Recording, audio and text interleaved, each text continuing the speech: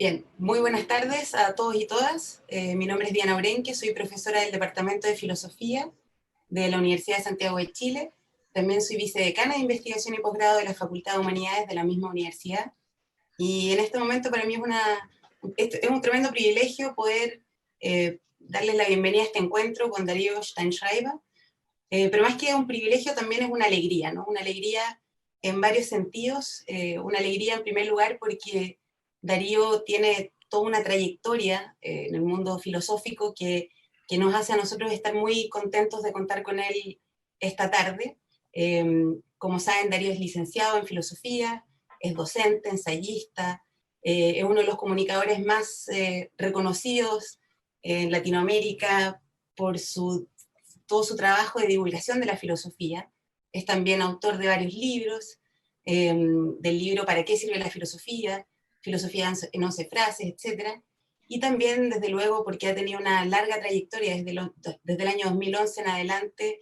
Él conduce el programa Mentira la Verdad en el canal Encuentro, de un programa de la televisión argentina, eh, digamos, muy visto, y podríamos alargarnos mucho más diciendo quién es Darío, ¿no? Pero como decía, esto es una alegría, y esto es una alegría no solamente por la trayectoria académica, digamos, de divulgación y de trabajo con la filosofía, sino también alegría en un sentido propiamente filosófico. Me refiero a este sentido nietzscheano de alegría, donde parece ser que Darío con mucho entusiasmo ha recuperado eso que Nietzsche trató de hacer, de criticar ese espíritu de la pesadez, ese espíritu de, digamos, de tratar de encontrar esas verdades absolutas, invariables, siempre rigurosamente puestas en la academia como lugar de, digamos, de administración de esa verdad, y vincular también a las posibles verdades, a lo que él dice quizás los lenguajes, más bien a las experiencias vitales más relacionadas con el ser humano, los afectos, las pasiones, etc. Entonces, en ese sentido, es una alegría porque lo que creo que más caracteriza, o podemos decir, el trabajo de Darío, justamente rehabilitar esa alegría de la filosofía, no solamente en la academia, sino mucho más fuera de ella. Entonces, en ese sentido, es un honor para nosotros contar contigo, Darío. Muchas gracias por estar acá esta tarde. Eh, Además, es una alegría porque voy a estar también moderando esta conversación que vamos a tener con Darío, con mi colega Mario Soarzo, quien también pueden ver acá en pantalla. Y Mario Soarzo, que es también colega del Departamento de Filosofía, es experto en filosofía de la educación, filosofía política. Y la idea un poco de esta jornada es que nosotros podamos estar conversando con Darío sobre este tema que nos convoca, la pospandemia y el fin del aula tradicional, y como en términos más bien dinámicos, o de la dinámica que vamos a tener, la idea es que Darío pueda expresarse o expresar su planteamiento en términos generales en unos 10-15 minutos sobre qué piensa que es este fin del aula en este contexto de pandemia, para luego Mario y yo estar tratando de dialogar con él y plantear algunas inquietudes sobre este planteamiento. Antes de darle la palabra a Darío, sí le voy a dar la palabra a mi colega Mario Soarzo, quien nos va a poner un poquito en contexto de por qué escogimos este tema para hablar con Darío. Eh, Así que, Mario, te doy la palabra, por favor, para no alargarme demasiado y quitarle más tiempo a Darío. Bien, muy buenas tardes a todas, a todos. Bueno, la verdad, como decía Diana, es un gusto tener a Darío acá en nuestro departamento, en nuestra facultad y en nuestra universidad. El 2017, en noviembre del 2017, Darío da una conferencia en la ciudad de Oaxaca, en México, allá ¿cómo se llama? En una universidad. Y en una universidad pedagógica, además, ¿cierto? Y en ese momento, justamente, México acaba de vivir un terremoto, sus salas de clases están cerradas producto de esto, están cumpliendo otras funciones. Y Darío da una conferencia que es muy provocativa, que se llama El aula ha muerto, como decía Diana, citando justamente a esta frase de Nietzsche, Dios ha muerto, donde él plantea de que lo que nosotros estamos viviendo es una crisis, un fin del aula tradicional, por supuesto, fin igual como el Dios ha muerto de Nietzsche, que no implica que la gente deje de tener religión, que deje de creer en Dios, sino que significa en el fondo de que deja de ser tan relevante respecto de lo que es nuestra vida cotidiana.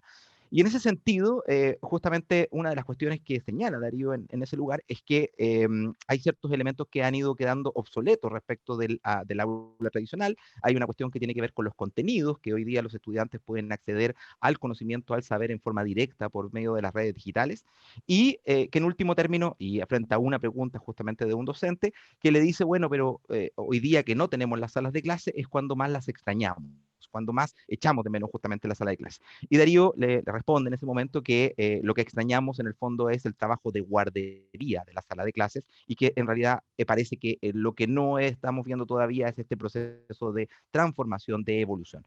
Por supuesto, esto dicho, el 2017 parecía una situación que uno podía imaginarse que podían pasar 20 o 30 años hasta que efectivamente tuviéramos que tomar conciencia de esto. Pero hoy día nos encontramos con cerca de 1.000 millones de estudiantes en el mundo que no tienen clases por vía, en aula, en contexto material. Tenemos lo que algunos, incluso la UNESCO, llama la cuarta revolución industrial, y producto de esto el resultado de un apagón educativo global que tiene justamente una separación radical entre lo que son los sistemas educativos públicos y los sistemas educativos privados específicamente, y por supuesto en contextos como de países como Argentina o como Chile, y en general los contextos latinoamericanos, esto también está marcado, está atravesado por los profundos procesos de descomposición, de destrucción de la escuela, del aula, que han ocurrido justamente en los proyectos neoliberales y que han cuestionado la posibilidad de la educación pública. En ese contexto, bueno, yo quiero dar inicio justamente, Darío. Bueno, ¿qué piensa hoy día Darío Stamreister cuando es que pensamos, cuando miramos el del 2017 al 2020, cuando vemos que estamos por medio de una pandemia, con cuarentenas mundiales, con situaciones de esta carencia de nuestros estudiantes de acceso a lo que son las clases? ¿Cuánto se ha perdido? ¿Cuánto hemos dejado de acceder a conocimiento? ¿Y cuánto, en último término, es una potencialidad o un efecto de esperanza el hecho de que también el aula muera? A lo mejor esto es la perspectiva para pensar o para reflexionar o para proponer otros modelos de enseñanza, otros modelos de aprendizaje. Así que, señalado esto, Darío, te damos la palabra para que puedas contarnos, puedas reflexionar, puedas complementar aquello que vienes trabajando en los últimos años. Un montón igual, Mario? Un montón, un montón. ¿Cómo poder responder a tanto? Lo primero que quiero decirte es que del 2017, como tú marcas, de esa charla en Oaxaca hasta hoy, lo que me pasó es que me quedé sin mezcal, que es lo que me traje de Oaxaca, que es un efluvio fundamental para que la filosofía fluya. Así que habrá que volver a Oaxaca a recuperar algo de eso. Quiero empezar, hay muchas cosas que ambos dijeron. Primero, bueno, agradecerte, Diana, tus palabras, tu amorosidad también, porque llega, y desde ese lugar agregarte esto. Recuerdo, mientras te escuchaba hablar, recuerdo un texto de Nietzsche, de la Gaia Ciencia, donde dice algo así como, ¿por qué recuperamos la alegría? ¿No? Y Nietzsche dice que obviamente recuperamos la alegría porque Dios ha muerto, ¿no? Justamente. Y me parece que obviamente en una charla llamada, o que en su título tiene provocativamente la frase "el aula ha muerto", está bueno volver un poco para esos lugares. La frase "Dios ha muerto", como ustedes saben, tiene múltiples versiones e interpretaciones posibles. Cuando y Nietzsche mismo va y viene con la frase a lo largo de su obra. Esta recuperación de la alegría la contrapone, tú lo has hecho con el pensamiento de la pesadez, ¿no? Pero yo acá diría contraponerlo con el pensamiento de la melancolía. O sea, la muerte de Dios o bien resulta algo insoportable que de algún modo nos determina a una lectura melancólica de algo que se ha ido, y estamos, como decíamos ayer en esta charla que tuvimos con estudiantes de la universidad, estamos como el papa jubilado del Zaratustra buscando un centro porque Dios murió, pero no podemos aceptarlo, y entonces la melancolía es una de las formas, digamos, que se ha instalado en la modernidad con la muerte de Dios, con una mirada, digamos, que por un lado va hacia el futuro, pero por otro lado es un futuro endeble, porque estamos todo el tiempo intentando que ese futuro se construya a partir como de un formato que buscamos en el pasado, de algo que se ha ido, de algo que se ha disuelto. Yo creo que al revés, el Nietzsche de la alegría es el que entiende que con la muerte de Dios nos sacamos de encima un peso, ¿no? Que justamente, incluso diría, nos sacamos de encima un peso que obturaba la posibilidad de la creencia. Yo amo esa paradoja nietzscheana que establece que con la muerte de Dios pudimos finalmente volver a creer, porque pudimos volver a recuperar la idea de creencia en términos diría Bátimo, de bolista, ¿no? El creer como quien opina, como quien, en lo que Derrida llama la filosofía del quizás. Y existe Dios, sí, quizás, ¿viste? Quizás. O sea, el quizás rompe estructuras fijas, certezas absolutas. Entonces, yo creo que en ese sentido, digamos, podemos homologar estos aspectos, ¿no? Con la frase, el aula tradicional ha muerto. O sea, ¿por qué rápidamente construimos el binario y pensamos que la muerte del aula tradicional implica una derrota y nos colocamos en un lugar cuasi melancólico de romantización de una especie de eficacia áulica de otros tiempos, donde parecería que con el avance de las épocas se ha ido perdiendo lo que era una práctica institucional, escolar, docente, que funcionaba bárbaro. Es increíble. Es increíble cómo siempre romantizamos idílicamente situaciones supuestamente originales, que lo único que hacen es como tratar de pelearnos con lo que se nos está dando en el presente en el que vivimos. Porque, digamos, aquí en la Argentina hay como una especie de renovación conservadora, ¿no? Hay un neoconservadorismo digamos, pululando por todos lados. El neoliberalismo tradicional se le un neoconservadorismo cultural, que además entiende, por ejemplo, entre otras cosas, que en la educación hay que restaurar la idea más verticalista de la relación entre la institución y los estudiantes, y un docente, el maestro de otra época, ¿no? Esta especie como de romanticismo del maestro de otra época que tenía una autoridad, claro, nunca se detienen a distinguir la diferencia entre autoridad y autoritarismo, ¿no? Porque, digamos, parece que ahí hay un esquema clave. El que tiene autoridad, digamos, no pega un grito, el que tiene autoridad no está tomando lista,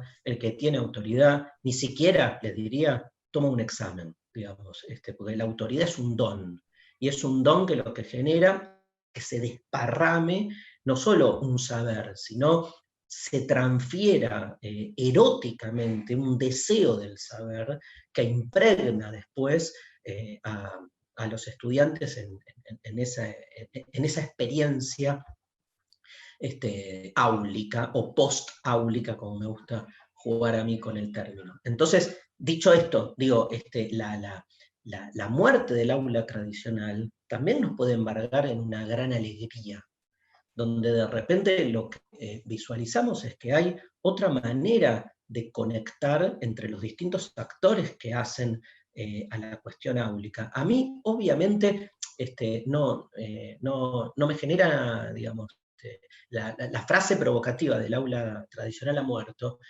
no solo no me genera rechazo, sino que entiendo que así como cuando nos sacamos de encima la figura de Dios, pudimos democráticamente reconectar con las creencias, sacándonos de encima el dogma estructural de una forma de entender el aula como única forma, es probable que empiecen a desplegarse nuevos formatos de relación en lo que es la instancia educativa que estaban de algún modo soterrados.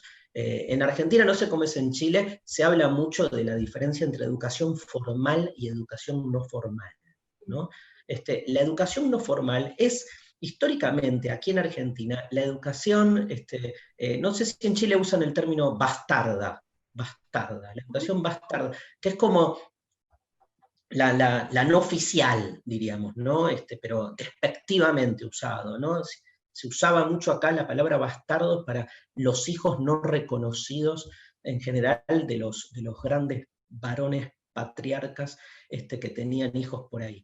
Digamos, digamos, la educación no formal siempre fue vista como una aspiración a la educación, ¿no? Porque no comulgaba con las normas institucionales que definen lo que es una educación correcta. Y en general, en la educación no formal, claro, ¿qué cumbe ahí? ¿Qué es lo que circula ahí? Transferencia, afecto, emoción, pasión. Es muy probable que en la educación no formal mucho de lo que es el modo tradicional de darse la educación no funcione, y lo que sí haya allí es lo que de algún modo muchos venimos cuestionando en lo que es la educación formal, que es, digamos, su vacuidad afectiva.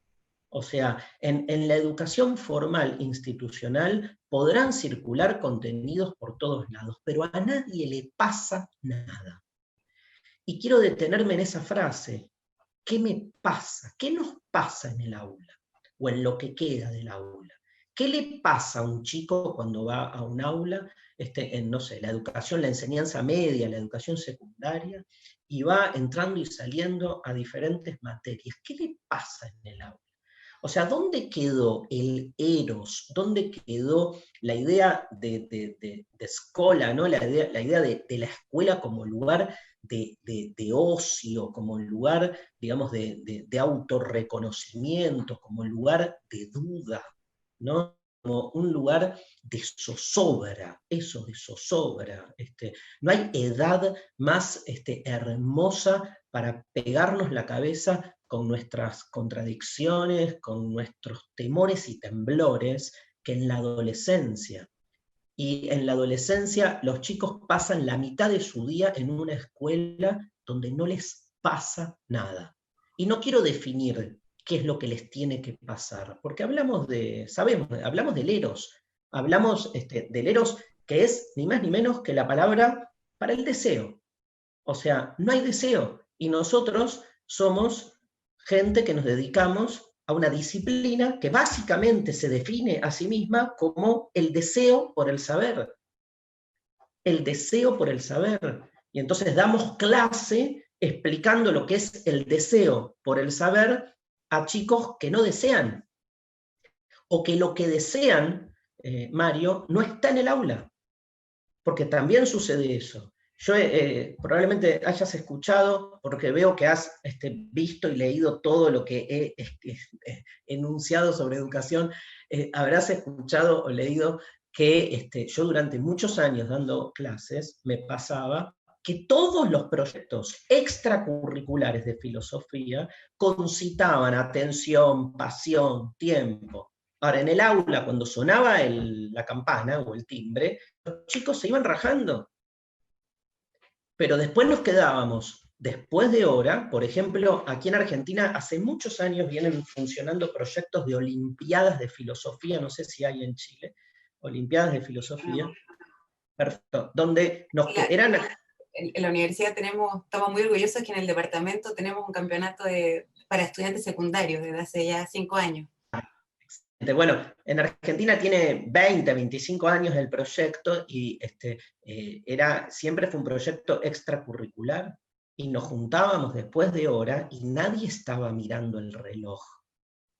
¿Saben quién miraba el reloj? Yo, que me quería ir a mi casa, pero los chicos lo que hacían era seguían, debatían, investigaban. Ahora, eso mismo lo querías trasladar al aula, a la clase de 80 minutos, y hay algo en la estructura áulica tradicional que es expulsiva. Digo, tenemos un problema histórico y tenemos un problema paradójico, porque nosotros somos al mismo tiempo sujetos, actores de la institucionalidad académica, pero sabemos que, sabemos que hoy en día el aula está deserotizada.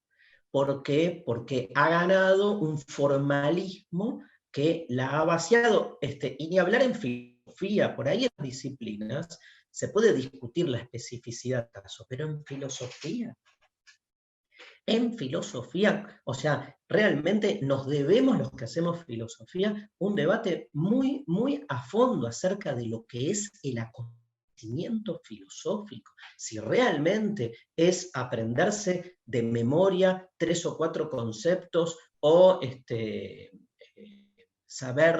poder elaborar un texto donde explicamos bien y sostenemos bien la cita que alguien ha hecho, de la cita que alguien ha hecho, de la cita que alguien ha hecho, de la cita que alguien ha hecho, y después salimos y en el bar de la esquina discutimos qué es la felicidad, pero no en el aula, porque en el aula lo que hay que hacer es escribir el paper sobre el comentario del comentario del comentario de quien no sé, y luego nosotros como docentes lo que corregimos es si la cita es correcta. Y después, porque después somos nosotros en nuestra escisión esquizofrénica que nos vamos enfrente, no solo a hablar sobre qué es la felicidad, sino a poder, desde la filosofía, discutir, no sé, la última escena de violencia entre Colo-Colo y la Universidad Católica, por ejemplo. Y uno dice, ¿pero qué tiene que ver el fútbol con la filosofía? ¿Perdón? Hay un tal Aristóteles que dijo que la filosofía es la ciencia que estudia el ser en tanto ser. Y el fútbol es. O sea, todo nos compete. Me acuerdo un manual de filosofía que yo estudiaba de chico que decía, hacía como una ironía, decía que un filósofo es un especialista en generalidades. Siempre me gustó esa fórmula, ¿no? Porque todo nos compete en tanto lo que es, ¿no? Pero de algún modo, digamos, planteamos un debate sobre el amor, sobre la felicidad, sobre el fútbol en una clase de filosofía y que los chicos generen argumentos a partir de categorías filosóficas, porque no me quedo, no es el debate periodístico, utilicen Kant para explicar la eficacia del VAR en el fútbol, ¿no? Y hasta qué punto los sentidos engañan o no engañan, o un televisor genera o no genera la posibilidad de certeza. Digo todo esto porque también, y cierro así, dialogamos un poco, porque podría hablar horas de todo esto, pero quiero ir a este punto, Mario.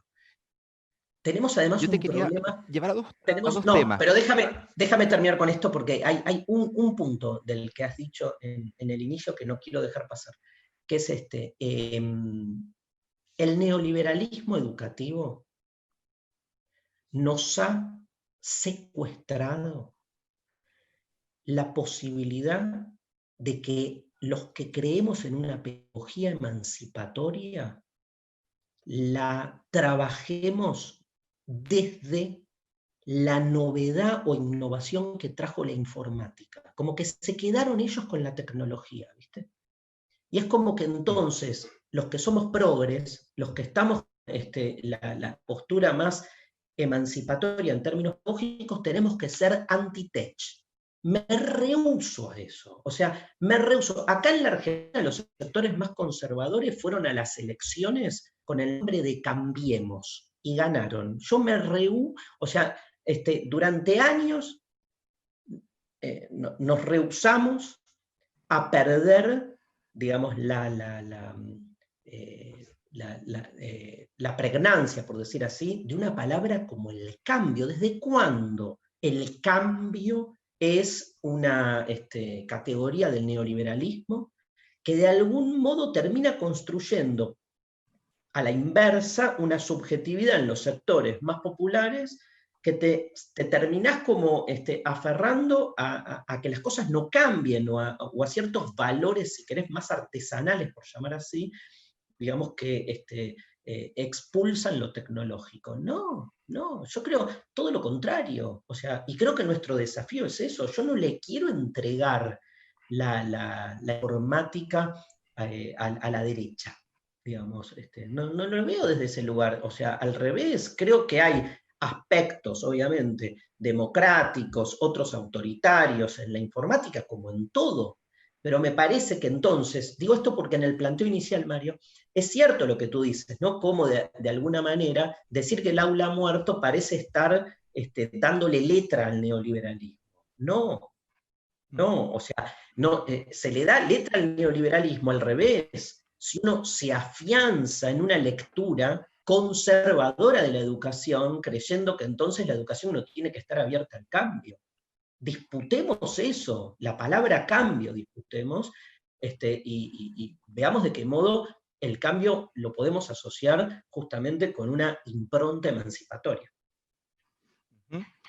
Yo en ese contexto te llevo a dos preguntas, a dos temas. Uno, el tema, a propósito de algo que también planteaba ayer Diana, de qué ocurre con el tema de los afectos, la corporalidad, el vínculo, el encuentro, etcétera, cuando es que estamos mediados por la tecnología respecto de un tema como la educación. Tú decías que es un tema central dentro de la educación, justamente esta posibilidad del encuentro con la alteridad.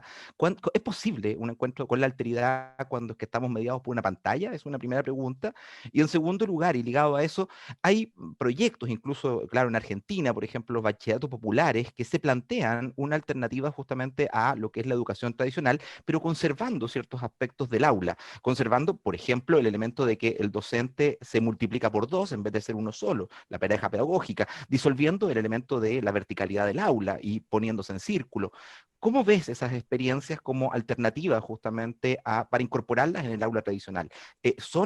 ¿Alimentan la posibilidad de pensar una perspectiva distinta? Sí, el tema es que cuando, a ver, vamos abriendo temas. Que el aula haya muerto no significa que no haya más aula, sino que hay el aula tradicional que se descentra. Que se descentre no significa que no sigamos yendo a la escuela, sino que probablemente la escuela y al interior de la escuela, lo que sucede en el aula, no es más, o entiendo yo que en todo caso podemos empezar a leerlo como que no se trata más de un lugar hegemónico, ¿no? A partir del cual después se irradian las otras experiencias. Porque en términos generales, aula es un acontecimiento educativo que se va produciendo de distintos modos. Se puede producir en una red social, se puede producir, Mario, en un programa de televisión, que de hecho yo hablo desde ahí, hice 4 temporadas, 52 programas de filosofía llamados Mentira a la Verdad, que también puede un docente entrar al aula y decirle, chicos, miren este programa de este argentinito y se va a tomar café a la sala de profesores. Eso no es la revolución áulica, sino de qué modo un programa, que eso pasa mucho también, ojo, pero sino como un programa de televisión, más que el programa, sino lo que inspira es a entender que en nuestra materialidad espacio-temporal hay otros formatos que son tan, digamos, eficaces como el cuerpo a cuerpo del aula presencial para que circule el conocimiento y se genere la transferencia áulica. Cuando Dios muere, para seguir con el paralelismo, cuando Dios muere, digamos, lo interesante que se nos propone, Mario, es de qué modo podemos entonces sacralizar cada instante de la existencia. Porque lo fácil era poner a Dios en el cielo. Y puesto Dios en el cielo y puesta la sacralidad en el cielo, el resto del tiempo y del espacio era un espacio profano. Entonces, en esa misma lógica, si solo aprendemos, entre comillas, en el aula tradicional, eso significa que no aprendes en tu casa, que no aprendes en el ómnibus, que no aprendes en la calle. Y me parece que hay algo de la democratización del aprendizaje que tiene que ver con eso. Digamos, que tiene que ver con que tu hermano es un maestro. Porque ser un maestro tiene que ver con esa inspiración a que uno se transforme. Tú sabes que yo defino a un docente, sí, ¿no? Como un docente es alguien que inspira a que el otro se transforme. Y entonces, obviamente, tenés el maestro de biología que te va a enseñar biología, que es una de las disciplinas que aprendemos, pero hay algo en la figura del maestro que tiene que ver con la inspiración, que excede el aula. porque es como con la política tradicional, en las democracias formales modernas, donde creemos que participar de política es estar yendo cada 2 años a meter la boleta en la urna.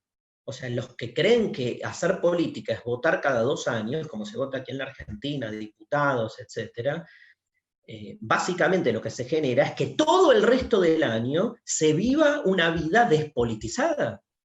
Y con el tema del aula, tal como yo lo planteo, tiene que ver con eso, con que no se termina, o sea, no circunscribamos el acontecimiento áulico a lo que suceden esas horas adentro de 4 paredes, porque hoy ya no hay paredes, ya no hay tiempo, digo, es otra lógica.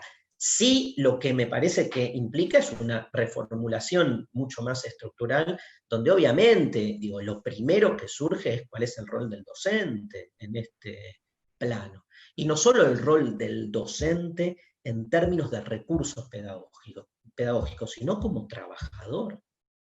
Porque ahí tienes otro problema. Aquí en la Argentina, calculo que en Chile también, el gran padecimiento de los y las docentes, sobre todo de las docentes mujeres, ha sido que el dar clase desde su casa no es hacer la misma tarea que hacía antes, porque se le multiplican los conflictos, porque están los hijos, porque todavía está armada la idea de que en la casa es la mujer la que se hace cargo de las cuestiones domésticas, entonces todo eso se multiplica. Obvio que se abren un montón de aspectos nuevos a pensar. Otro aspecto es el del docente trabajador. O sea, aquí en la Argentina, calculo que en Chile también, el sentido común, que sobre todo se construye desde los medios, siguen visualizando al docente como cualquier cosa menos como un trabajador. Cuando el docente saca evidencia, digamos, su carácter de trabajador, y ni les cuento de trabajador sindicalizado, es como el horror aquí en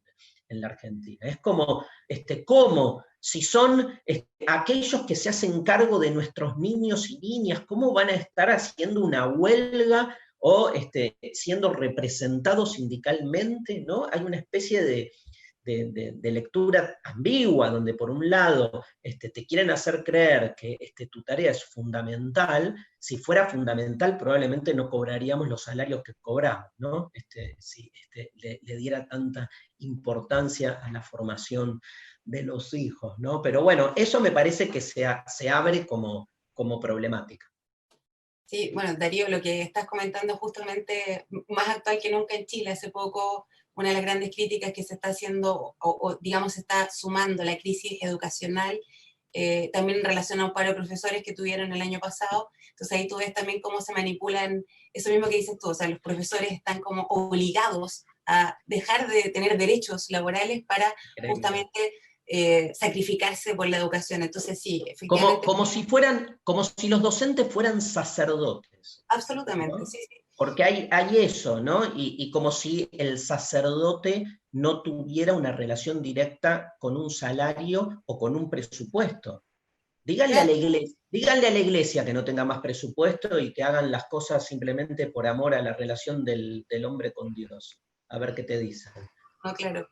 Darío, sabes que quería volver un poco a esto que tú hablabas un poco antes sobre esta pérdida de leros en, digamos, en el aula, porque de las cosas que tú mencionabas, en realidad podemos, ya que estamos hablando de educación, pero también de filosofía, observamos 2 formas distintas de pérdida de leros, ¿no? Por un lado, parece ser que en la filosofía, esta tradición de que, o sea, volviendo a Nietzsche, de que la filosofía se ocupa de estas cosas que no tienen que ver con la vida, que no tienen que ver con el cuerpo, que no tienen que ver con las pequeñas cosas que nos rodean, sino que con grandes temas teóricos que 3 personas en el mundo conocen, una cuarta quizás hace un doctorado al respecto, ha hecho que justamente la filosofía se academice tanto, que se vuelva algo así como, ya ni siquiera uno puede decir que opera en la lógica de una razón instrumental, como lo que vemos en el caso de la educación tradicional, que forma para tener, que forma, que tú también lo ves muy bien de esta palabra, que es como si fueran los estudiantes unas masas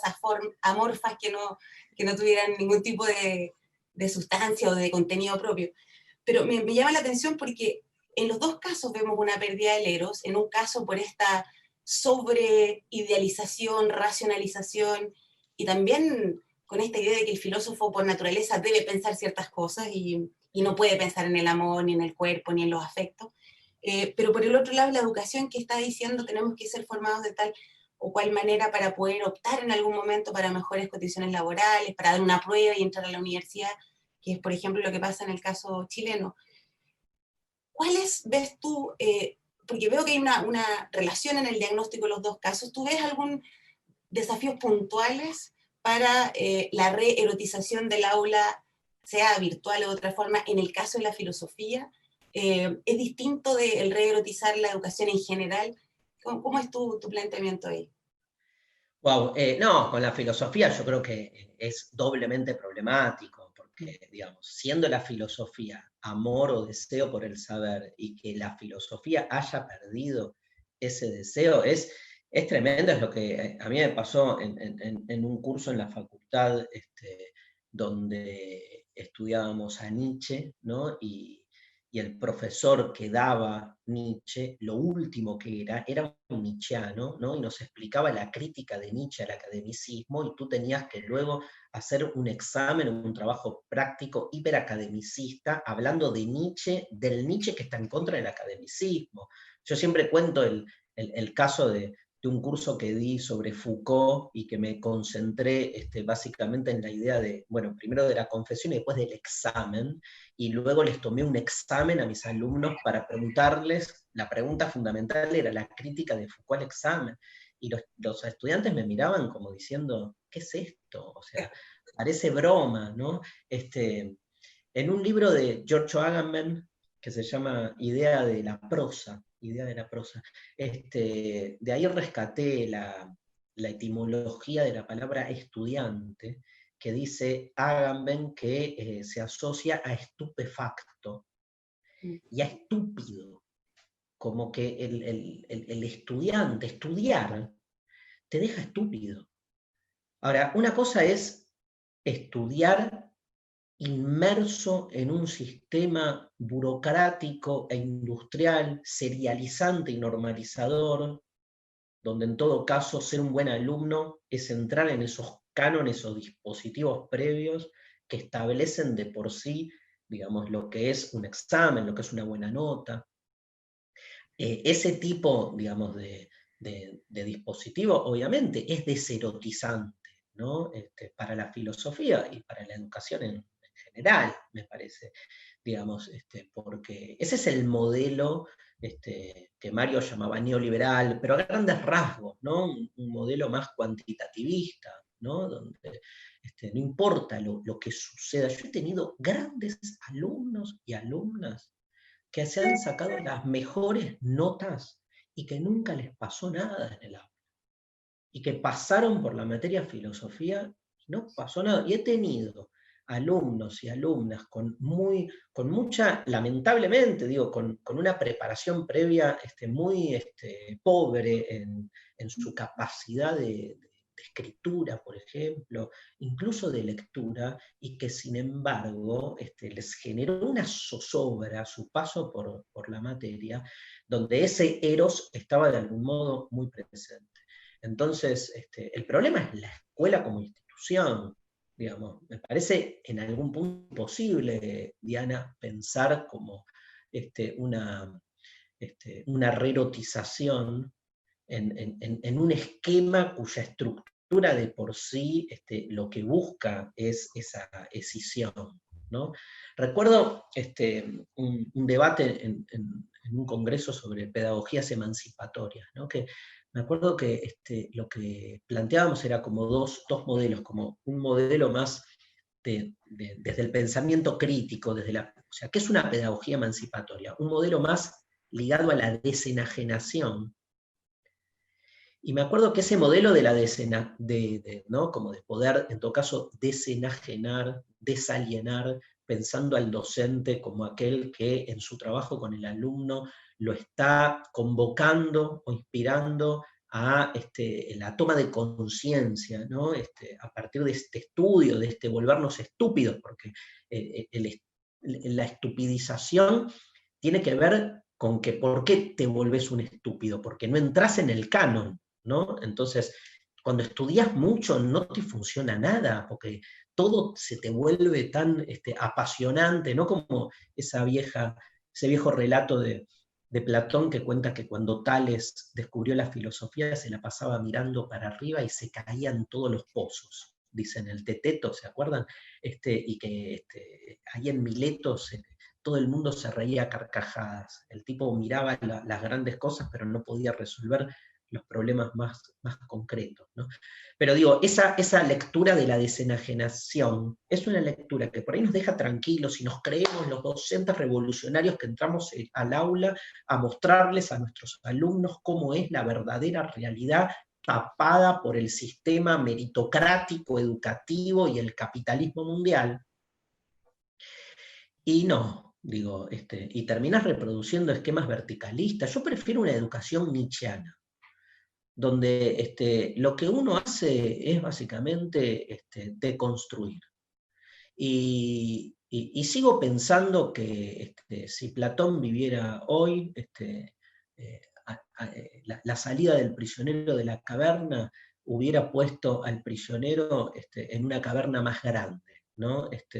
Y que salís de una caverna y cuando te crees que alcanzaste la verdadera realidad, el sol te enceguece un poquito los ojos y te das cuenta que tal vez esa verdadera realidad no es más que una caverna más amplia a la que llegaste, y que entonces salir de una caverna es entrar a otra para volver a salir, para entrar a otra, para volver a salir, para entrar a otra, y que tal vez educarse es desmarcarse de todos esos dispositivos ordenatorios que quieren hacerte sucumbir en verdades preestablecidas. Yo prefiero un alumno que esté todo el tiempo en ese cuestionamiento permanente, donde el eros es estar, en todo caso, desarmando o deconstruyendo el sentido común de su tiempo, ¿no? Me parece que ahí se juega otra cosa. Yo creo que lo que deserotiza en definitiva es el creer haber llegado a un lugar definitivo, ¿no? Algo de eso me parece que estaría presente en esto, y agrego, porque lo dejé a Mario sin la respuesta anterior, creo que la tecnología hoy está ayudando a experimentar formas de vínculo áulico que no nos animábamos o que veíamos antes de la pandemia como que la tecnología venía a reemplazar el aula. La tecnología no viene a reemplazar el aula, esto es aula también. El post-aula para mí es que sea tanto aula, un aula tradicional como un Zoom, como un programa de televisión o como un programa de radio. Digo, después alguien viene y dice, bueno, pero ¿cómo evaluás? ¿No? Viste que siempre te corren con la evaluación. Y ahí, perdón, digo, el gran problema que tenemos, y esto para ti, Diana, digo, si el problema es el eros en el aula, o sea, ¿cómo va a haber eros en el aula si lo que rige el diseño del trabajo en el aula es la evaluación? ¿A quién le erotiza la evaluación? Al que saca la mejor nota. Digo, el gran agujero negro... O al masoquista. O al masoquista. El gran agujero negro tradicional, histórico en la educación, es que lo que ordena nuestra forma de pensarnos como educadores, sea la evaluación. Claro, anda a animarte a pensar la experiencia educativa sin evaluación. Y te digo, al comienzo de la cuarentena, aquí en la Argentina, por ejemplo, lo que más notábamos es que podíamos dar clase por Zoom, no estaba todavía establecido el régimen evaluativo, y los estudiantes daban bolilla igual. O sea, si la clase era buena, estaban ahí. Entonces, basta con pensar que la evaluación es el único modo de retener estudiantes. Repensemos por qué justamente no podemos retenerlos. Sí, es muy interesante. Bueno, muchas de las cosas que tú dices, por supuesto, son absolutamente ad hoc a lo que está sucediendo en Chile y, por supuesto, a nivel mundial. Pero claro, uno tiende a pensar que la escuela es resultado justamente de la revolución industrial y de los procesos de de organización, ¿no? Industriales que tenían que ver con la repetición. Y parece ser que ese es uno de los grandes problemas que tenemos nosotros hoy día, porque parece que la nueva sociedad que está emergiendo es una sociedad de la innovación, y donde es que temas como el trabajo en red, como la posibilidad de la pregunta, la importancia del eros, como dice Diana, pasan a ser los más relevantes. ¿Cómo logramos que esta aula que está en crisis se haga un cambio si es que también lo social ha quedado también desfasado en sus lógicas con respecto a lo económico? Si tenemos justamente una sociedad que todavía sigue o que va más rápido incluso que lo que pueden ser las lógicas escolares, y una economía que además está en contradicciones con esos elementos sociales que se han ido constituyendo. ¿Cómo logramos cuadrar este círculo de contradicciones que se ejercen, que se generan entre lo económico, lo social y la escuela? No sé si soy claro en la pregunta. Clarísimo, clarísimo. Yo creo que, digamos, porque aparte, Darío, ¿puedo interrumpir un segundo? Que me olvidé de decir en un principio que las personas que están escuchando, que son muchísimas, más de 600 por lo que entiendo, que por favor nos escriban sus preguntas por chat. No vamos a leer las 600 porque no podemos abusar del tiempo con Darío, pero vamos a escoger un para al azar al final. Eso quería decir, lo que no lo había dicho antes. Perdón, gracias. Yo creo que somos básicamente sujetos fracturados por esa paradoja. O sea, nosotros, Mario, somos docentes. Es el caso del examen de Foucault. O sea, justamente tú me haces una pregunta como docente de una institución escolar funcional, ¿no?, al sistema, en el cual, más allá del pensamiento crítico que podamos tener, somos parte de una institucionalidad, producto de una sociedad economicista, que también necesita en sus bordes que haya, ¿no?, este tipo de reacción. Es como cuando Foucault sostiene en el dispositivo de la sexualidad, de la voluntad de saber, esa frase fascinante que dice: donde hay poder hay resistencia. Y uno la lee y se da cuenta que Foucault anticipa cómo el poder necesita también que haya en sus extremos resistencias, porque si no, no tiene contra qué expandirse, ¿no? Yo cuando explico esto siempre traigo a colación una película viejísima, mirá lo que te digo, viejísima, que es Matrix, pero que es viejísima, porque es del siglo pasado. La otra vez me di cuenta que Matrix 1 es del siglo pasado. Yo soy igual devoto de Matrix 2, no de la 1, que para mí es la mejor, es la Foucaultiana Matrix 2, donde el arquitecto de la Matrix le dice a Neo, le dice: vos sos una creación nuestra, porque si no, no tiene sentido la Matrix, si no tenemos contra quién pelear, porque la esencia de nuestro poder está en esa expansión. Y hasta te dimos la posibilidad de que nos ganes, porque si no, tampoco tiene sentido. Y le dice: lo que pasa es que nunca ganas porque sos humano, y los humanos siempre eligen mal, dice, ¿no? Que es tremendo. Pero bueno, esa vez gana, ¿no? Por eso tuvimos Matrix 3, por suerte, gracias a que Neo entró en la puerta que tenía que entrar, pero no quiero spoilear el final de Matrix 2. Digo, tenemos esa paradoja constitutiva nosotros, y es parte de lo sabemos, y actuamos en ese sentido, y por eso tratamos de salirnos del binario también. Pero, o sea, mi respuesta radicalizada debería ser la siguiente: si primero no hay una revolución social, ¿cómo va a haber una revolución educativa? Y sí, obvio, eso es lo obvio. O sea, pensar que podemos cambiar la escuela, pero que el sistema siga siendo el mismo, parece casi de una ingenuidad, porque la escuela es uno, como decía Althusser, de los aparatos ideológicos del Estado, ¿no? Digo, que tiene ahí, digamos, una pregnancia directa.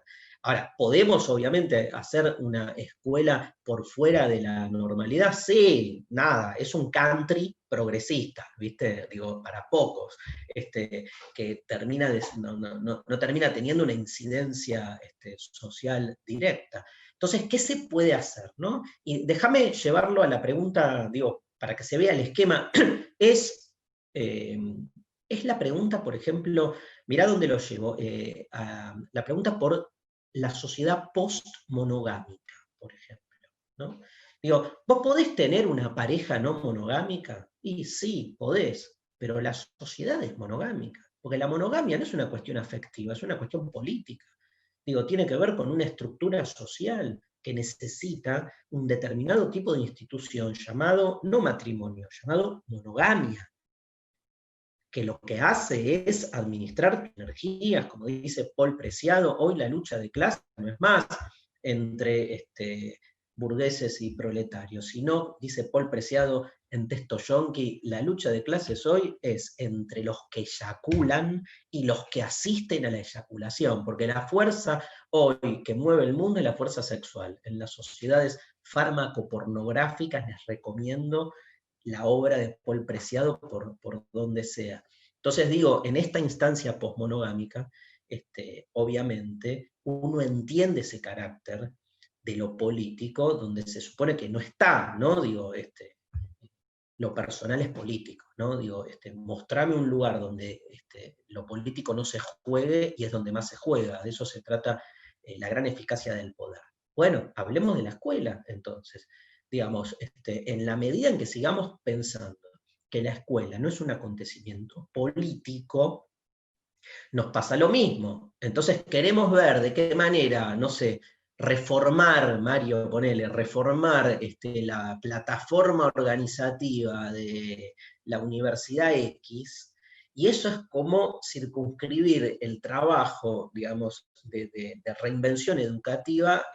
Es como una pareja, para mí, una facultad pensando cómo mejorar la educación, es como una pareja creyendo que porque, no sé, se salen de tradicional, están pudiendo salirse de la sociedad monogámica. No, evidentemente ahí hay un entramado mayor. Ahora, no es lo mismo, obviamente, una cosa que otra, y me parece que es muy interesante el trabajo de distensión que se puede hacer. Y la experimentación, o sea, yo por todas las que tú dijiste, chicos sentados en círculo, o sea, todas fallaron, todas fallaron. Si me preguntas como docente, básicamente te diría que cada vez que planifiqué ser medio provocativo en el armado del aula, me fue mal. Y cuando no lo planifiqué, me fue bien, ¿no? Pero fue porque ahí hay algo de otra índole. Perdón que diga esto que es medio, pero el poder lo tiene el estudiante, no el docente. O sea, el cambio viene del otro lado, digamos, ¿no? Viene del otro lado, en algún punto. Eso. No tengo más que agregar ahí. Digo, el poder real viene del que recibe. Digo, hay algo ahí, eso. Si puedo, a propósito de lo que estás recién diciendo, Darío, me quedo dando vuelta porque, o sea, tú mencionabas antes que, claro, está como esta obra sacerdotal quizás que se le impone al profesor desde fuera, ¿no? Pero que se le impone. Pero hay otro que es propio, o sea, si vemos que hay otra perspectiva también del profesor, donde muchas veces nosotros, cuando le preguntamos a los estudiantes por qué les gusta filosofía, por qué les gusta matemática, no hablan de la asignatura separada de una función que fue precisamente la función docente. Entonces, eso me parece siempre una cosa que por un lado es fascinante, pero por otro lado le pone una responsabilidad a los docentes gigantesca, porque significa que los saberes propiamente tal, parece que no son tan interesantes, parece que la filosofía no es tan interesante, sino que pasa mucho por cómo los profesores hacen o no de algo maravilloso. Y justamente en este contexto donde muchos profesores están teniendo conflictos, digamos, está difícil esto de enseñar para muchos profesores por la vía digital, si bien vemos que, o lo que decías tú antes, no se trata de estar en el contra o pro con la técnica, pero efectivamente es algo difícil para muchos docentes en la realidad actual. Entonces, ¿cómo si la educación, o digamos en la práctica, la docencia pasa mucho por un docente que está ahí preocupado, generando el encuentro, cómo podemos, y sabemos que ya no está el cambio social que va a hacer el cambio educativo del que hablamos, ¿cómo podemos de una u otra forma orientar al profesor o no orientar, pero los que somos profesores nos preocupamos profundamente de si no hay cambio desde fuera, ¿cómo lo hacemos? ¿Cómo lo hacemos para poder tratar de formar mejor y formar, como tú bien decías, por un lado como críticos, pero al final también tenemos que aprender a formar para resolver un montón de problemas que se nos vienen cada vez más, ¿no? O sea, Bien, a ver, Le quiero agregar primero, dos peros a la sopa a lo que dice Diana. ¿Cómo lo hace el profesor cuando se enfrenta a la pantalla negra de sus eso, estudiantes? Cuando es que prende la pantalla y tiene 20 pantallas negras y el silencio frente a él. ¿Qué es eso que ocurre ahí, crees tú, Darío? tal cual. qué miedo le tienen a la pantalla negra. Yo creo que, digamos, no creo que la tecnología haya en este caso como reconvertido un esquema. Creo que aquel docente que tenía transferencia con sus estudiantes en el aula presencial, las tiene en vía Zoom. Digo, porque si no es echarle la culpa a la pantallita. Y yo creo que la tecnología en este caso no viene más que a ser una continuidad de lo que ya sucedía, digamos, eso, digo, tengo un montón de casos, no importan los casos puntuales, pero creo que aquel docente que generaba un eros en el aula, genera un eros por Zoom. Y probablemente como es alguien que piensa el saber en términos eróticos, se va a preocupar mucho de que esa clase por Zoom sea una clase en la que puede incorporar elementos que la tecnología posibilita para que esa transferencia de algún modo ocurra. Eso por un lado. Por otro lado, en relación a lo que plantea Diana, me acuerdo de un caso que yo he trabajado algunos casos. Este caso es de un barrio aquí en las afueras de Buenos Aires, de la capital, que en un mismo barrio, dos escuelas con 8 cuadras de diferencia, con jóvenes del mismo estrato social, o sea, dos escuelas muy parecidas, con chicos y chicas muy parecidos entre sí. Se hace una encuesta acerca de cuál es la materia favorita para los alumnos del último año, y en un caso sale biología y en otro caso sale filosofía. Entonces, el debate, ¿cómo puede ser que alumnos que son muy parecidos entre sí, la mitad elijan biología y la mitad filosofía? Porque, digamos, o sea, ¿por qué no todos lo mismo? Si consumen lo mismo, escuchan la misma música, se visten igual. ¿Y por qué, Diana? Por el docente, porque el docente de biología había generado, obviamente, una empatía en un colegio, y el de biología en el otro colegio nadie le daba lugar, o no había esa buena onda. Entonces, pero esto está mal, como dices tú, digo, porque esto lo que demuestra es que sí, en definitiva, todo reposa en el carácter empático del docente, lo que falla en la institución, digo, porque una institución, cuando una institución funciona, las personas, digamos, no importan, digamos, son roles, ¿viste? Porque la cosa funciona igual, o sea, y me parece que la demostración de que hay una crisis institucional en este caso tiene que ver con que todavía, de nuevo, la pregnancia del docente es fundamental en términos inspirador, ¿no?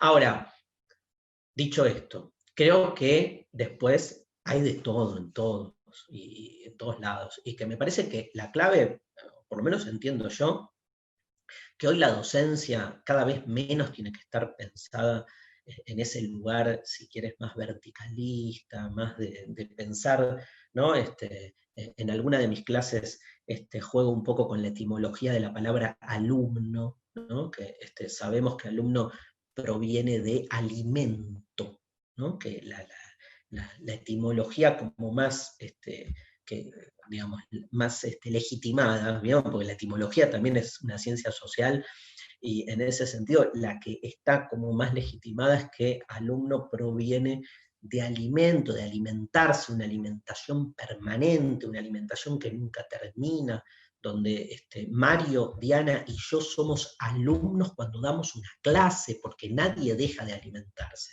Yo no aprendí, o sea, en ningún lugar aprendí más filosofía que dando clase. Aprendí más dando clase que tomando clase.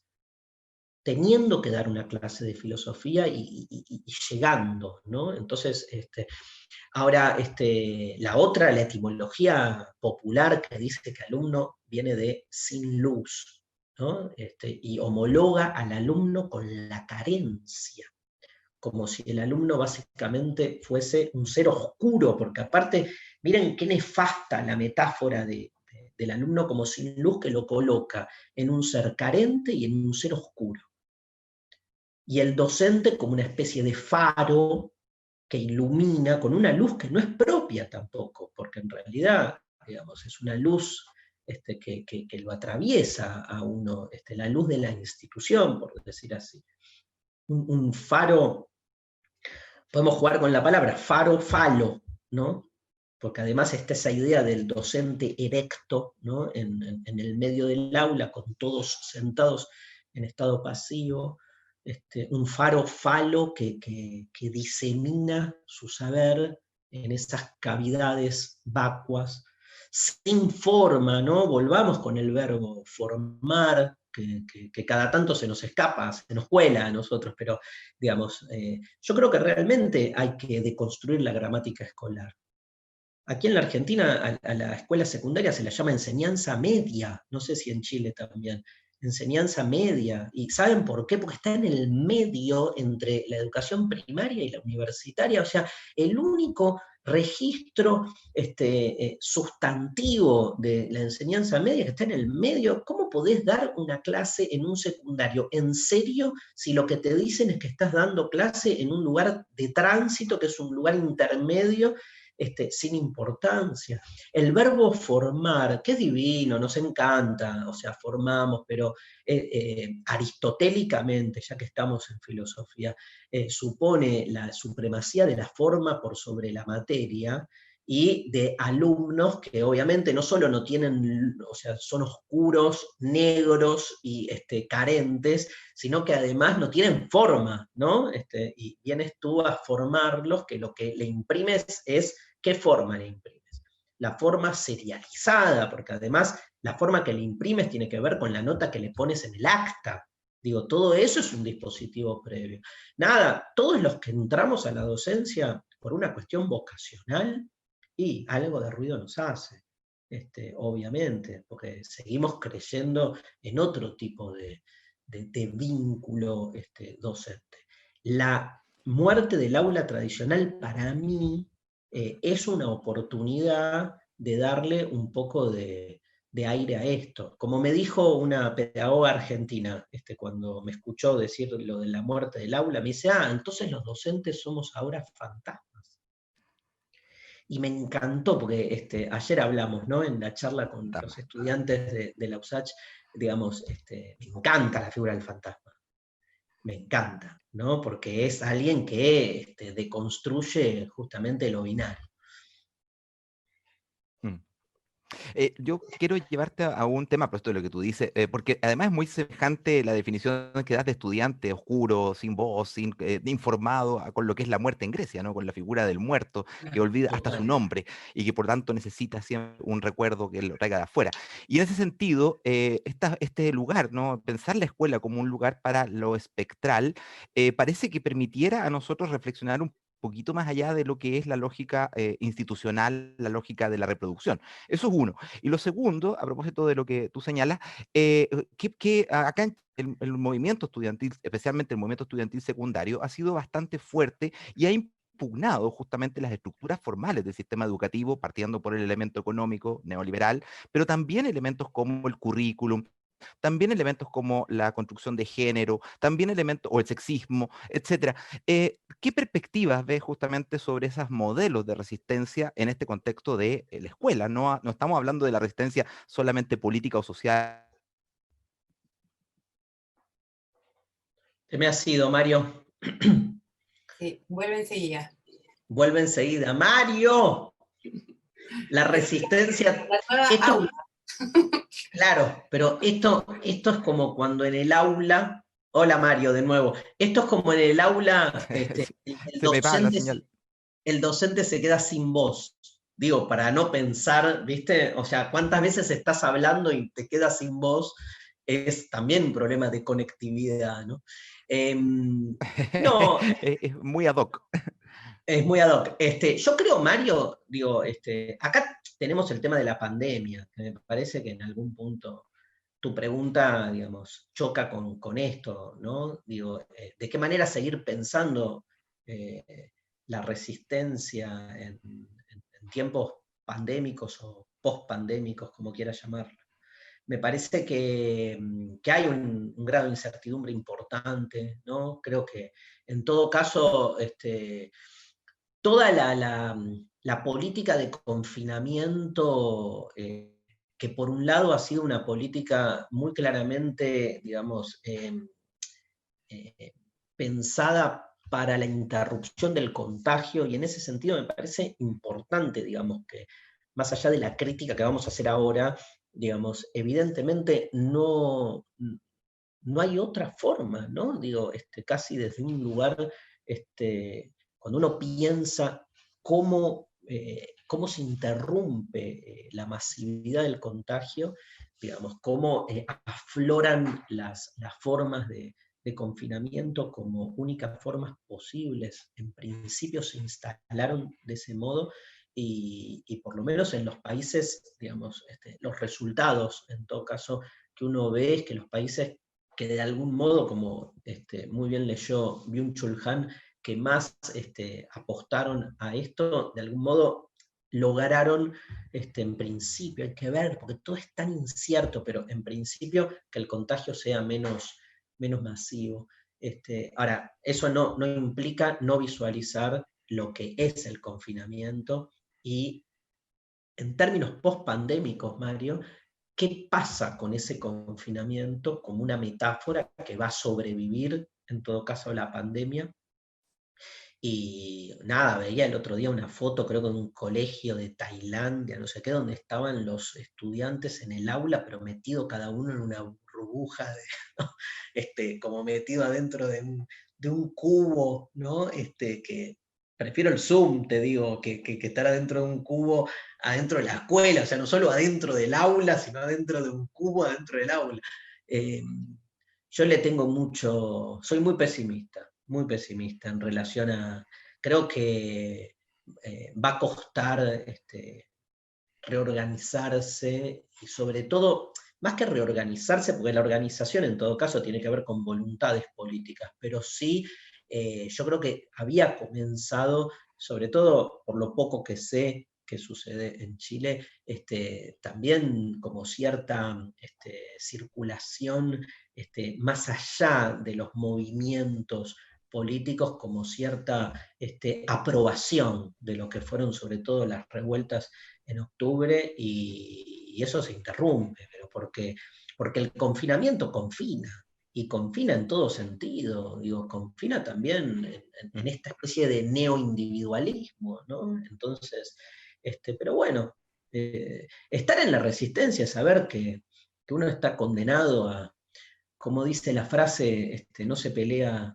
para ganar, se pelea para pelear, ¿no?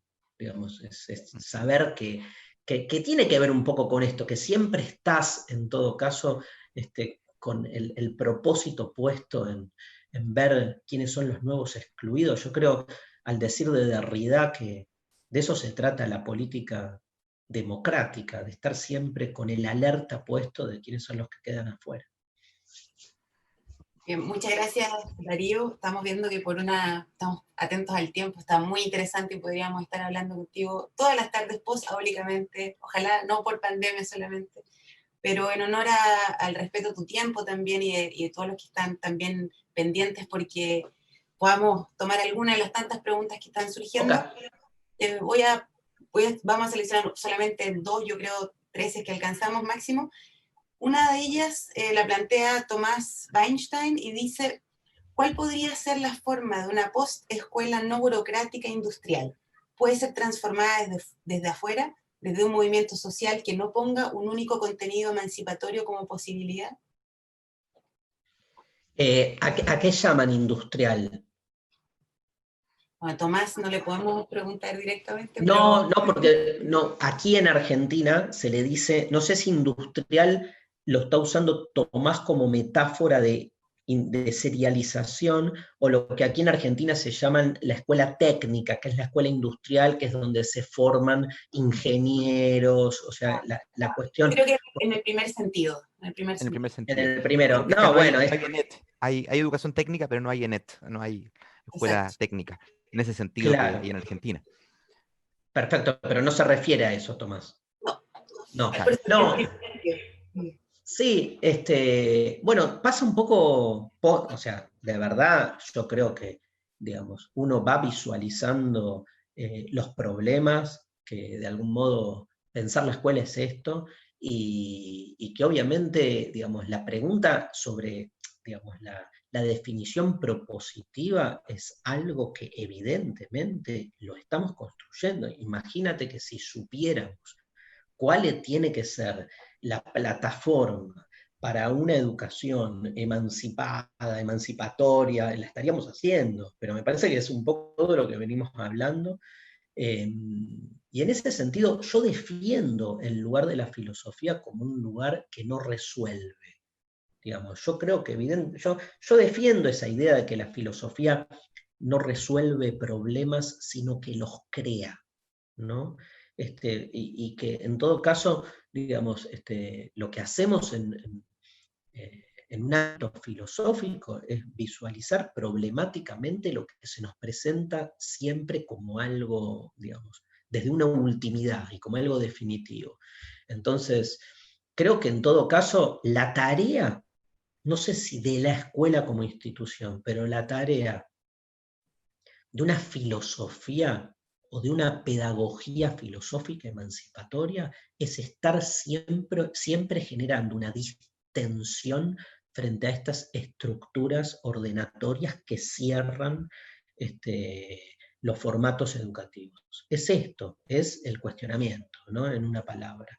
Es esta idea nietzscheana de que uno, digamos, cuestiona para seguir cuestionando, y que no es que cuestiona para alcanzar un lugar de llegada. O sea, la pregunta abre, la pregunta abre. Entonces, ahora, quiero tomar el segundo sentido. ¿Cómo implementás esto en la Facultad de Medicina? Nada, o sea, tienen que saber dónde meter el bisturí, ¿viste? O sea, no, nadie va a buscar en una apendicitis al médico para que nos diga si el apéndice es o no es una entidad ideal, una entidad real, o si para Hume el apéndice no existe porque no se lo ve directamente. O sea, nada, operame. Pero me parece que un médico puede ser, digamos, un producto o puede ser un ser humano, ¿no? Y me parece que ahí está la clave. ¿Cómo no va a estudiar filosofía un médico para pensarse a sí mismo en sus limitaciones? O sea, yo soy un convencido que la filosofía, como el arte, son disciplinas que atraviesan a todas digamos, las carreras. No entiendo cómo no hay filosofía en todas las carreras, como no entiendo cómo no hay teatro en todas las carreras cuando los docentes somos de ingeniería, de matemática, de filosofía, básicamente puestistas de una escena en la que tenemos que generar justamente todo esto que dijimos, ¿no? Andar teatro como manera obligatoria te sacan corriendo de todos lados. Ahora después tenés que bancar vos ahí a 40 alumnos o lo que sean adelante y generar una tensión permanente, ¿no? Sí. Bueno, gracias Darío. Aquí hay otra pregunta que en el fondo el día de ayer un poquito la conversamos en esta reunión pequeña que tuvimos. Yo creo que en parte algo has dicho al respecto, que en realidad tú no tienes ningún, o sea, no, te escapas de esta decisión de que la filosofía es un peligro o una salvación, o sea, como lo diría, no sé, Heidegger, pero aún así siempre hay mucho esta tendencia y esta pregunta yo creo que la plantea Cristian Daza, y dice, con el aula virtual algo de lo humano se pierde. ¿Será bueno tocar este tema? Entonces me parece que es una pregunta interesante porque yo sé que tú tienes algo también ahí bastante claro que compartir, y creo que es un temor que la gente tiene, este temor de que Claro. la digitalización o esta excesiva tecnologización de la vida es como que va contra una naturaleza humana no cultural y no tecnológica. Bueno, Cristian, qué suerte que se pierda lo humano, qué suerte, cuán aferrados estamos a la defensa de lo humano, ¿no? Digo, lo humano responsable, pensemos en lo humano, pero pensémoslo entero, íntegro, digamos, con sus virtudes y sus vicios, diríamos, ¿no? Con sus realizaciones y sus monstruos.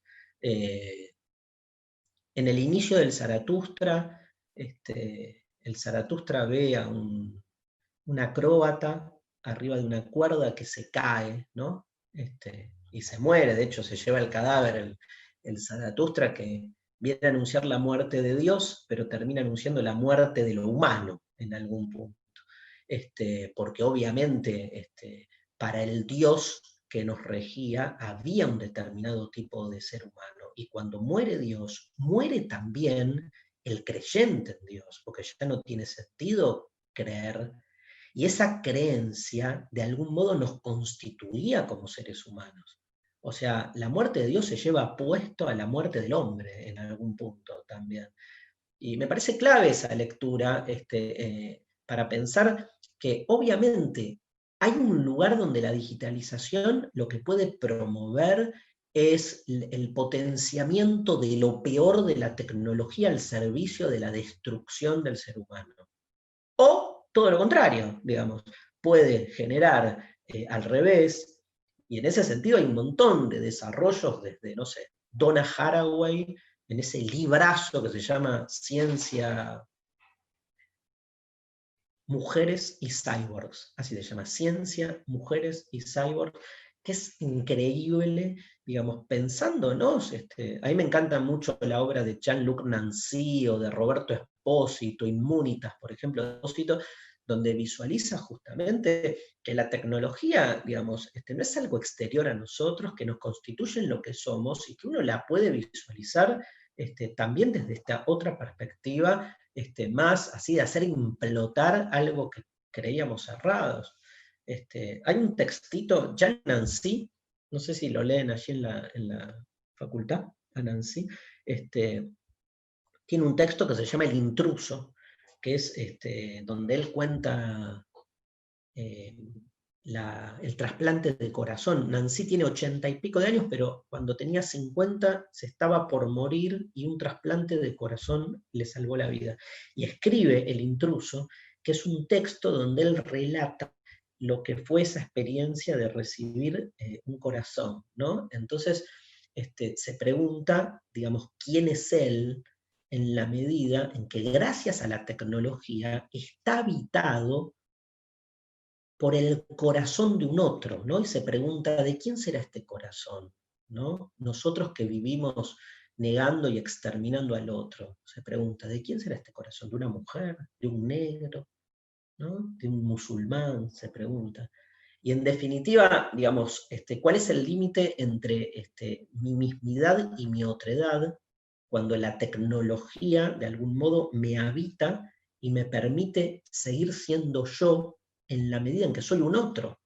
Digo, una persona con un corazón trasplantado es una persona en la que se difumina el límite, no solo entre su identidad y la del corazón, porque el trasplante supone, perdón, ¿no? Pero un cablerío donde, digamos, ni siquiera me hace falta pensar que todo esto que está sucediendo ahora, incluso la pregunta de Cristian, ¿es posible por la tecnología? Porque, digamos, yo estoy sentado en el barrio de Villa Urquiza, en Buenos Aires, comunicándonos con nosotros, que hace un año venimos con la universidad tratando de generar este encuentro, que solo se pudo dar gracias a la tecnología, porque cuando iba a ser un encuentro presencial, no se pudo, porque ustedes no podían no sé cuándo, yo no podía no sé cuándo, no pudimos, no enganchamos. O sea, me parece que obviamente salirse del binario, ni la tecnología es buena ni es mala, digo, en el sentido de, si no es cómo y qué es lo que provoca, ¿no? Ni la tecnología destruye la naturaleza humana, ni la potencia, ni la despliega, la transforma.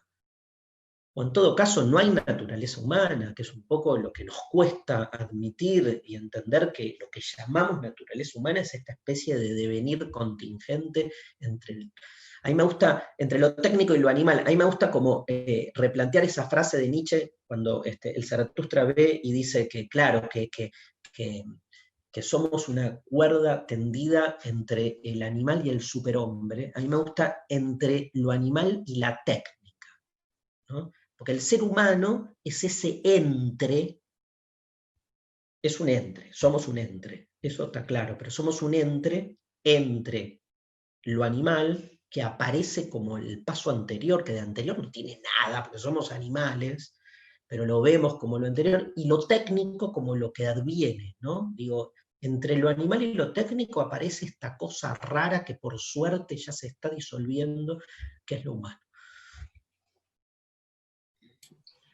Bueno, muchas gracias. Había otra pregunta en relación a algo similar, por eso no la estoy buscando, pero con esto yo creo que ya no quisiéramos quitarte más el tiempo, pero la pregunta creo que también es interesante por justamente lo que hablábamos de esto de las cavernas, ¿no? Y María Pía Sandoval pregunta, dice, ¿la tecnología no es otra caverna? Lo que hagas con la tecnología es la reproducción de tus paradigmas. Esto no tiene que ver con aula o plataforma, tiene que ver con preguntarnos para qué educar. ¿Qué sentido tiene? Algo así es lo que pregunta María Pía. Sí, no, pero coincido con María Pía, o sea, se trata de eso, por eso o sea, yo estoy cero de estar a favor de la tecnologización de la vida como reemplazo de la vida presencial, cero. O sea, yo estoy a favor de la muerte de Dios, o sea, de que no hay ningún centro, y entonces que somos pliegues, fragmentos, escorzos, y que podemos en todo caso hoy, en una situación pandémica, incorporar cuestiones tecnológicas para seguir expandiendo diversificadamente nuestra manera de relacionarnos con el otro, en términos educativos, laborales, afectivos, hasta sexuales, como decíamos ayer, que no le vamos a contar a la gente lo que hablamos al respecto. Pero, digamos, se trata de eso, digamos, si no es poner la tecnología en el lugar de nueva divinidad o nuevo demonio. No, digamos, lo que hay que hacer es sacarla de ese lugar, o sea, y colocarla como en nuestra realidad cotidiana. Ya está presente en los anteojos, en el cepillo de dientes, en nada, en la barba, ¿no? En todo lo que estamos haciendo. Bien, muchas gracias, Darío. Un pequeño placer. comentario, ¿eh? Hay una persona, Juan Jara, que decía, bueno, ¿y esto entra en la prueba el día lunes? Que a propósito de lo que hemos conversado, ¿no? Pero entra o no entra. Entra o no entra. Y una prueba de alternativas, además. Claro, son múltiples. Y no, de Muy verdad, bueno. te agradecemos muchísimo. Estamos muy contentos que finalmente funcionó esto, aunque fue, como tú dices, a través de esta plataforma, pero qué bueno, y esto ratifica que la técnica no hay por qué demonizarla, sino bien usarla y nos parece, nos ha generado mucha alegría, que era lo que de un principio habíamos vaticinado. Así que muchas gracias, Darío, Mario, también mi colega, y a todos los que nos están viendo, que sepan que esta conversación va a estar disponible en las plataformas del Departamento de Filosofía de la Universidad de Santiago pronto. Así que muchas gracias a todos los que organizaron esto también.